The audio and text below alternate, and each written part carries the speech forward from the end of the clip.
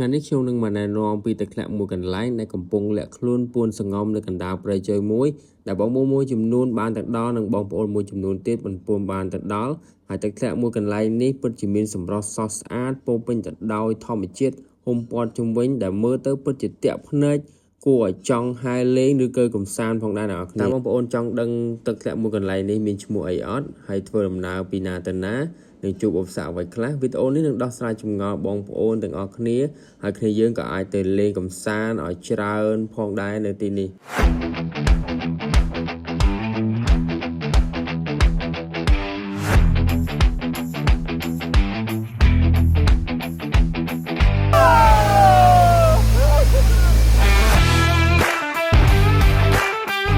ដើមចេញពីលើស្ពានអ្នកលឿងដែលបងប្អូនមួយចំនួនពិតជាស្គាល់ហើយបាទគឺស្ពានសុបាសាឬក៏ហៅថាស្ពានអ្នកលឿងដែលជាទូទៅគឺខ្ញុំធ្វើដំណើរចេញពីខេត្តរបស់ខ្ញុំគឺខេត្តព្រៃវែងស្រុកបាភ្នំផងដែរកាត់វីដេអូមកដល់ត្រឹមកន្លែងនេះគឺពួកខ្ញុំបានជុំគ្នានឹងក្រាសាំងដែលយើងធ្វើដំណើរពីភ្នំពេញទៅនេះគឺចំនួន4នាក់ហើយជាក់ស្ដែងនេះគឺម៉ូតូរបស់បងធွာខ្ញុំបាទគឺបងផាណា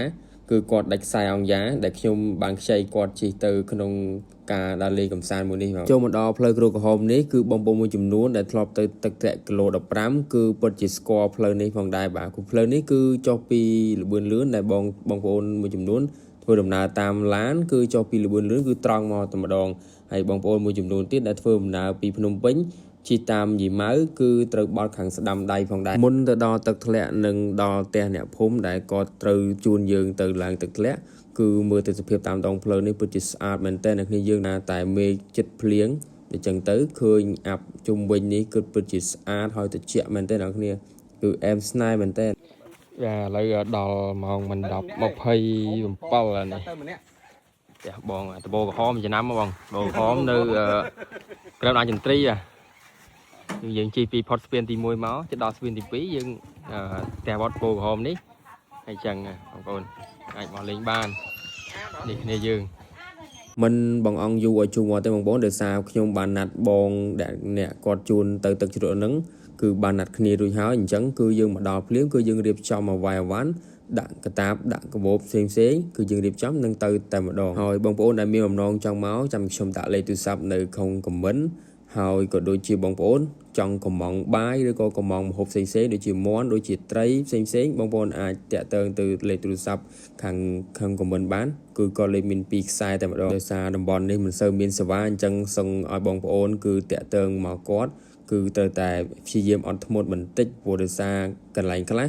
យើងត្រូវតាក់ទងមកគាត់ចូលហើយខ្លះគឺអត់ចូលតែម្ដងចូលមកដល់សាច់រឿងយើងវិញស្ថានភាពផ្លូវដែលទៅទឹកធ្លាក់គឺមិនអំណោយផលចំពោះបងប្អូនណាដែលជិះម៉ូតូអូតូនោះទេគឺតម្រូវឲ្យគ្នាយើងជិះម៉ូតូណាដូចជាប្រភេទអាសង់ឬក៏វែវឬក៏បើអាចកាន់តែល្អនោះគឺម៉ូតូដែលមានប្រភេទខ្ពស់បងខ្ពស់ហើយជាប្រភេទម៉ូតូត្រៃឬក៏ម៉ូតូកង់ក្រោះផងដែរចំពោះប្រវែងផ្លូវពីភូមិមកបងប្អូនគឺចម្ងាយប្រហែលជា3ទៅ4គីឡូទេដែលពីភូមិមកគឺទៅដល់ជើងភ្នំដែលយើងត្រូវទម្លាក់អវ៉ាន់យើងឡើងស្ពីឡើងលើភ្នំបងប្អូនអាចធ្វើដំណើរដោយម៉ូតូដោយខ្លួនឯងឬក៏បងប្អូនខ្ជិលហើយបងប្អូនចង់ជួលគោយន្តគឺក៏គាត់មានសេវាកម្មគោយន្តផងដែរតោបោសម្ងហូបតោបងធွာនេះបងធွာបងដាក់នេះបងប្អូនពេលយើងជប់សម្រាប់ម៉ោង12នាទីជប់ញ៉ាំបាយសិនបាទចំពោះផ្លូវដែលយើងត្រូវធ្វើដំណើរឡើងដោយថ្មើរជើងគឺប្រហែលជា2គីឡូទេអ្នកនរគ្នាគឺយើងអាចស្ពាយអវ៉ាន់មួយចំនួន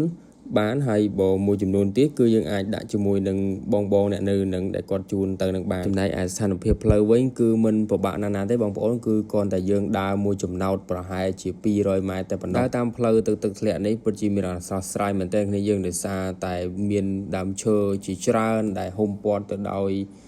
រុក្ខជាតិបៃតងធ្វើឲ្យមានអារម្មណ៍ថាស្រស់ស្រាយមែនទែនហើយជាពិសេសនោះគឺយើងបានមានឆ្លងអូឃើញទឹកបែបនេះពិតជាស្រស់ស្រាយហើយពិតជាត្រជាក់មែនទែនអ្នកគ្នាយើងអ្នកដែលខ្លាចទីអីវិញ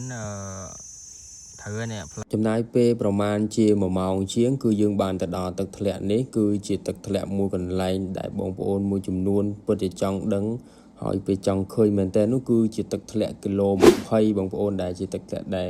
ថ្មីដែរទេគឺកំពុងតែ viral មែនតើបងប្អូនហើយជាពិសេសនោះគ្នាយើងក៏អាចបោះតង់ឬក៏ចងរឹងនៅខាងលើផងដែរនេះយើងដោយសារតែយើងស្ដាប់ការណែនាំរបស់បងប្អូនដែលស្គាល់ពីទីតាំងភូមិសាស្ត្រនេះទេផងដែរកាន់តែពិសេសជាងនេះទៀតគ្នាយើងគឺអាចបណ្ដែតពងលេងគឺបង្ហូរតាមទឹកហ្នឹងគឺពិតជាស្អាតហើយអែមមែនតើអ្នកគ្នាយើងគឺឃើញទឹកថ្លាពីលើនេះហើយជាមួយនឹងបរិយាកាសគឺគ្នាយើងបានជុំគ្នាជជែកគ្នាពីរឿងផ្សេងៗនោះគឺពិតជា